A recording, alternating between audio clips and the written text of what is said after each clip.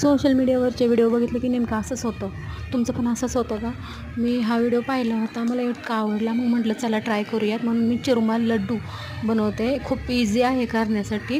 काय करायचं, गव्हाचं पीठ, थोडंसं आपलं रवा आणि थोडंसं बेसन पीठ घ्यायचं, सगळं एकत्र करायचं, मस्तपैकी मळायचं थोडंसं तुपाचं किंवा तेलाचं मोहन घालून आणि घट्ट असं मळून घ्यायचं. त्याच्यानंतर त्याला कढईमध्ये तेल तापवायचं, त्यामध्ये थोडंसं तेल टाकायचं तळण्यापुरतं. आणि हे बघा असे मुटके करायचे, मुटके म्हणतात गावाकडं, आणि असं तळून घ्यायचं मस्तपैकी. नंतर त्याचा मी चुरा बनवलेला आहे आणि त्यासाठी लागणार आहे आपल्याला गूळ टाकून घ्यायचा. गूळ मस्तपैकी असा तुपामध्ये किंवा तेलामध्ये टाकून तो असा गरम करायचा वितळेपर्यंत, जास्त नाही करायचा, फक्त वितळला पाहिजे इतकंच. आणि नंतर त्याला हे जे चुरम्याचं आपण जे गव्हाच्या पिठाचे केले होते मुटके, ते मिक्सरमधून बारीक काढून घ्यायचे मस्तपैकी. खूप छान लागतात. थोडीशी इलायची घालायची आणि ड्रायफ्रूट्स वगैरे घालायचे. खूप छान लागतात आणि हेल्दी पण आहेत खाण्यासाठी. आणि बाप्पाचे आवडणारे चुरमा लड्डू.